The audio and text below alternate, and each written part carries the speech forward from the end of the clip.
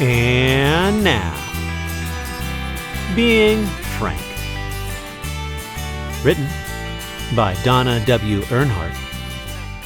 Illustrated by Andrea Castelari. Read with permission from Flashlight Press. Frank was always Frank.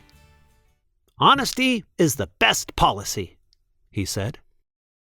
Frank never lied to his schoolmates. "Your freckles remind me of the Big Dipper," he told Dottie. Dottie pulled her hood over her face. "Your singing is kind of shrieky," Frank told Carol. Carol stomped away. Frank always told the truth to adults. "Your breath smells funny," he told his teacher, Miss Zamora. She sent Frank to the principal's office. "Your toupee looks like my pet weasel," he told Principal Wiggins. Mr. Wiggins called Frank's mom. "You wouldn't get so many wrinkles if you didn't glare at me like that," Frank told his mom on the way home. "And by the way, you're speeding." And Frank was always honest with police officers. "Yes, officer," he said. "She knew how fast she was going. I told her." Frank was very proud of being Frank. But other than police officers, adults weren't as impressed with Frank's honesty as he thought they should be. "You'll have wrinkles one day too," Mom said, rubbing on some lotion. "Some things are better left unsaid," said Mr. Wiggins, adjusting his toupee. "You don't have to say everything you're thinking," said Miss Zamora, popping a mint into her mouth. Frank's schoolmates weren't impressed either. "My freckles do not look like the Big Dipper," Dottie said, "and my mother says I shouldn't listen to you." "I'm still going to sing in the talent show at the school carnival tomorrow, but I'm not going to ride the Ferris wheel with you," Carol told Frank. "But we always ride the Ferris wheel together," Frank whispered. Everyone was upset, and now Frank wasn't so happy either. Frank clipped his toenails and alphabetized his bug collection. But he didn't feel any better, so he walked down the block to Grandpa's house. Grandpa Ernest was on the porch clipping his toenails. "Incoming!" he yelled. Frank ducked. "What's up, Frank?" Grandpa said. "Everyone is mad at me for being Frank. I'm not sure honesty is the best policy anymore." "That used to happen to me too," said Grandpa.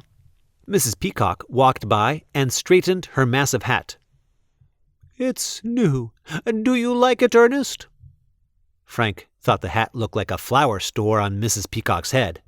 "Well," Grandpa said, "there are an awful lot of flowers up there, but my favorite is the purple one in the middle."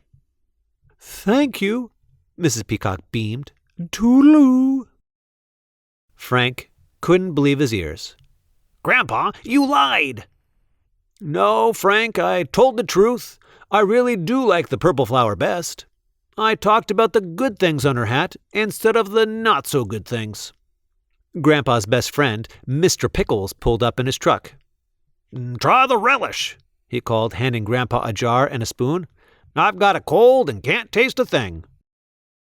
Grandpa scooped a spoonful of relish into his mouth. His nose twitched. His eyes watered. His hair stood on end. "Give it to me straight, Ernest," said Mr. Pickles. "I can't sell it if it's no good." Grandpa wiped his eyes. "More sugar, less pepper." Mr. Pickles grinned and shook Grandpa's hand. "Back to the drawing board. Thanks for your help." "Grandpa, he didn't get mad at you." "That's right." Grandpa drank some water. "He asked me for the truth, and I gave it to him." Frank sighed. "So I shouldn't give the truth unless someone asks for it?" "You should always give people the truth," Grandpa said. "You just have to find the right way to serve it." The next afternoon at the school carnival, when Mrs. Zamora laughed like a horse, Frank said, "You tell great jokes." When Mr. Wiggins did a weird dance, Frank said, "Impressive spin, sir." When Frank saw Dottie, he said, "I like dots better than squares." And when Carol sang, Frank said, "You sure can't hit those high notes." Carol smiled at Frank. Dottie and I are going to ride the Ferris wheel. Want to come? On the way home, Frank gave his mom a poem he wrote for her. Mom, your hair looks nice today. I only see a little gray. And when she smiled, Frank decided not to mention the wrinkles around the corners of her mouth. The next day, while Frank helped Grandpa in his garden, Mrs. Peacock stopped by again. You were right, she said to Grandpa. That other hat had too many flowers. Just then Mr. Pickles arrived with a new jar of relish for Grandpa to try. Excuse me for a moment, Grandpa said to Mrs. Peacock. So, what do you think of my hat? Mrs. Peacock asked. But this time, she wasn't asking Grandpa. She was asking Frank. Frank looked at Grandpa on the porch with Mr. Pickles. Grandpa was taking another spoonful of relish, and he wasn't drinking any water. Frank knew just what to say. I've never seen a hat like that before. It must be one of a kind. Thank you, Mrs. Peacock beamed. Toodaloo. So how is it being Frank today? Grandpa asked. Well, Grandpa, I still think honesty is the best policy, said Frank. But now I know it's best served with more sugar. And less pepper.